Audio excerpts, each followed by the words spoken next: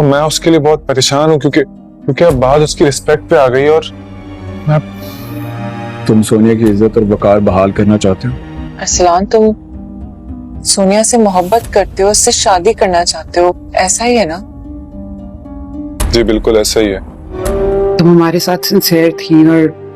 تمہیں اتنا کچھ میری بیٹی کی وجہ سے سہنا پڑا.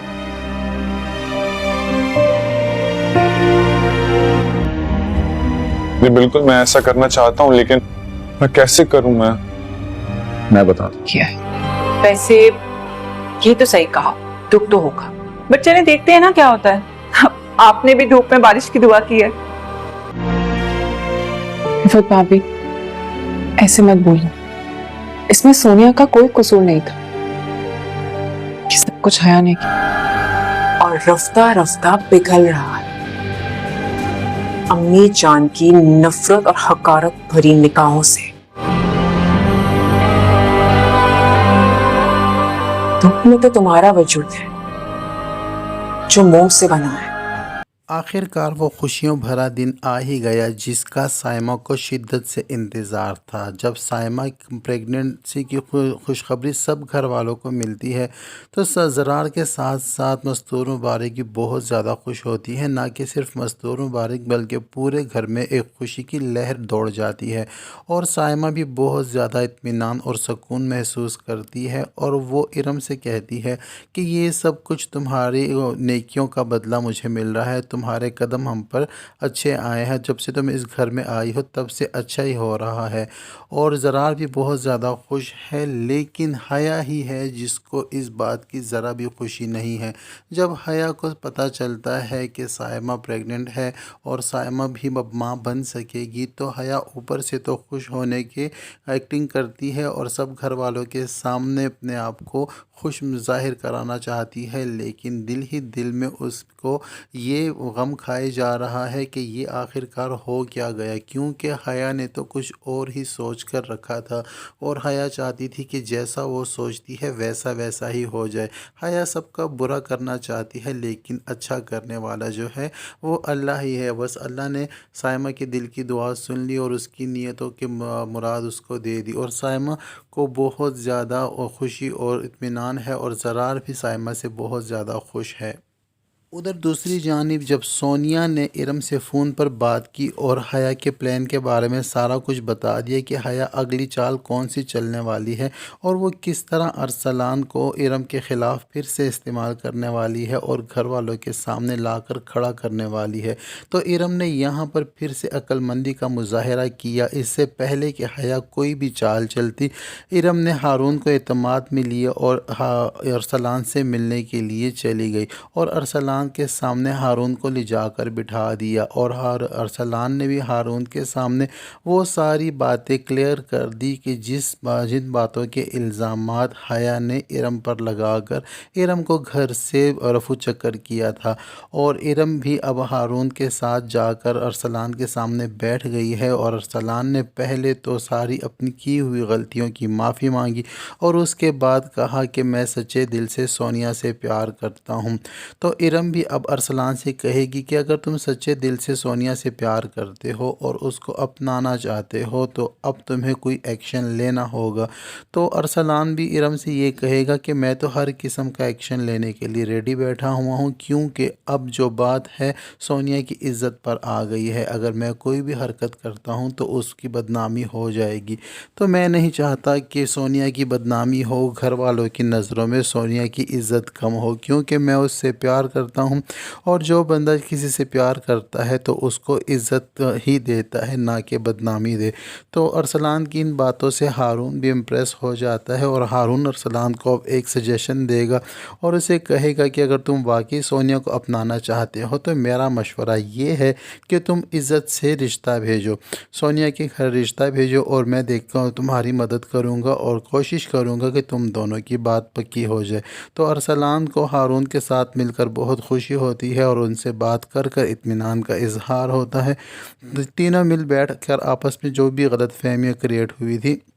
ان کو دور کرتے ہیں اور ارسلان اس بات کا ارادہ کرتا ہے کہ وہ اب سونیا کا رشتہ بھیج کر ہی رہے گا۔ ارسلان سے ملنے کے بعد جب ارم اور ہارون جو ہیں اپنے گھر جانے کے بجائے سیدھا جائیں گے آفاق کی طرف اور وہاں جا کر رفت بھابھی سے ملاقات کریں گے۔ رفت بھابھی جو ہیں ارم کو دیکھ کر خوش بھی ہوں گی لیکن ندامت بھی محسوس کریں گی اور شرمندگی سے وہ ہچکچاہٹ کا شکار ہوں گی، لیکن ارم ان کو پورا اعتماد دلائے گی اور ان سے کہے گی کہ جو ہو چکا اس کو بھول جائیں، میں بھلا چکی ہوں، آپ بھی بھلا دیں۔ لیکن یہاں پر جو ہے رفت ارم سے کہے گی کہ تمہارے ساتھ بہت برا ہوا اور مجھے شرمندگی ہے کہ میں نے بھی تمہارے ساتھ اپنا بیہیویئر صحیح نہیں رکھا، اور مجھے شرمندگی اس بات کی بھی ہے کہ غلطی میری بیٹی کی تھی اور سزا کا سامنا تمہیں کرنا پڑا۔ لیکن ارم پھر سے بڑے دل کا مظاہرہ کرتے ہوئے رفت بھابھی سے یہ کہے گی کہ میں آپ سے پہلے بھی کہہ چکی ہوں کہ میں سب کچھ بھلا چکی ہوں، آپ بھی بھلا دیں۔ لیکن پھر بھی رفت بھابھی جو ہے شرمندگی محسوس کریں گی اور ارم سے کہیں گی کہ تمہارا دل بہت بڑا ہے اور بس میں ہی تھی جو اوروں کی باتوں میں آ کر بہک گئی اور تمہارے ساتھ اپنے دل میں بغض پال لیا۔ خیر یہ تو ہوتا رہے گا، یہ دونوں آپس میں ایک دوسرے کے ساتھ جو ہیں اپنی معافی تلافی کا معاملہ کریں گے، اور ہارون جو ہے وہ رفت بھابھی کو کہے گا کہ جس لڑکے کی وجہ سے ارم بدنام ہوئی اس لڑکے کے ساتھ تو سونیا کا تعلق ہے، یہ ہم بھی جانتے ہیں اور آپ بھی جانتے ہو، لیکن اس سے پہلے کہ حیا پھر سے کوئی نئی چال چلے اور پھر سے ہمارے گھر کی عزت کو برباد کرنے کی یا بدنام کرنے کی کوشش کرے، اس سے بچنے کے لیے میرے پاس ایک پلان ہے۔ میں نے ارسلان سے کہہ دیا ہے، ارسلان سے میری ملاقات ہو چکی ہے، وہ بہت اچھا لڑکا ہے اور مجھے پسند آیا ہے، اچھی فیملی سے اس کا تعلق ہے۔ اب ارسلان نے ایسا کرنا ہے کہ وہ اپنے ماں باپ کو آپ کی طرف بھیجے گا رشتہ لے کر، یعنی کہ سونیا کا رشتہ لے کر آنے والے ہیں وہ لوگ، اور وہ عزت سے سونیا کو اپنانا چاہتا ہے، اور یہ اب آپ پر منحصر ہے کہ آپ آفاق بھائی کو کیسے مناتی ہیں، کیونکہ حیا کو اس بات کی اگر بھنک لگ گئی تو حیا پھر سے کوئی نہ کوئی سازش کر کر ہم سب کو پھنسا سکتی ہے، اور اس بار معاملہ جو ہے سونیا کی عزت کا ہے، تو ہم نہیں چاہتے کہ سونیا پھر سے بدنام ہو۔ آپ اپنے گھر کے معاملات کو سمیٹ لیں اور باقی دیکھتے ہیں جو اللہ کو منظور ہوگا وہی ہوگا۔ تو یہ بات سن کر رفت بھی بہت خوش ہو جاتی ہے اور ارم سے کہتی ہے کہ تم تو ہمارے ساتھ کافی سنسیئر تھی، بس میں ہی برا سوچتی رہی تمہارے بارے میں، اور وہ سب مل کر یہ فیصلہ کرتے ہیں کہ اگر ارسلان کی طرف سے رشتہ آتا ہے تو وہ ان کو مثبت جواب دیں گے، اور مستور مبارک سے کو بھی اپنے اعتماد میں لینے کے بعد یہ رشتہ فائنل کر دیں گے۔ لیکن جب حیا کو پتہ چلے گا کہ اب ایک کے بعد ایک جو حیا نے جال بچھائے ہوئے تھے ان جالوں میں حیا خود ہی پھنس رہی ہے، تو حیا تو بہت زیادہ پریشان ہونے والی ہے اور اس کے پاس بھاگنے کے لیے اور چھپنے کے لیے کوئی جگہ بھی نہیں ہوگی۔ حیا اب روحام کو اپنے ہاتھوں میں اور بھی زیادہ مضبوطی سے تھام لے گی، اس کی رسیاں، کیونکہ حیا کے ہاتھوں میں ہی اس کی ڈور ہے، جو حیا کہتی ہے روحام وہی کرتا ہے، اور حیا اس بار جو ہے ارم سے پھر آمنے سامنے ہو کر ارم کو تانے اور طنز کے شکار بنائے گی، اور یہاں تک ارم کو کہہ دے گی کہ تم جو بھی کر رہی ہو بہت غلط کر رہی ہو، اور تم دیکھنا تم اس میں ناکام ہوگی، اور جو سازشیں تم میرے خلاف کر رہی ہو اس میں تمہیں ناکامی کا سامنا کرنا ہی ہوگا۔ اور ارم بھی آگے سے کہتی ہے کہ آپ تو دھوپ میں بارش کی دعا مانگ رہی ہیں، لیکن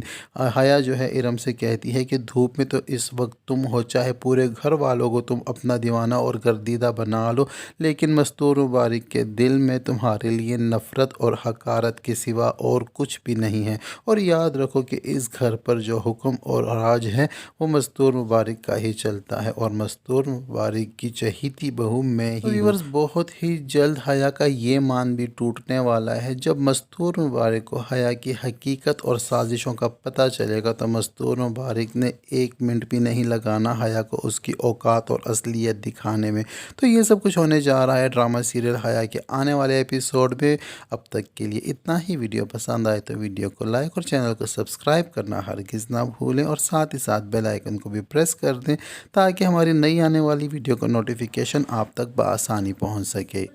اور کمنٹ سیکشن میں اپنی رائے کا اظہار بھی ضرور کریں تاکہ ہم بھی جان سکیں کہ ہماری ویڈیو کون کون اور کہاں کہاں سے دیکھ رہا ہے۔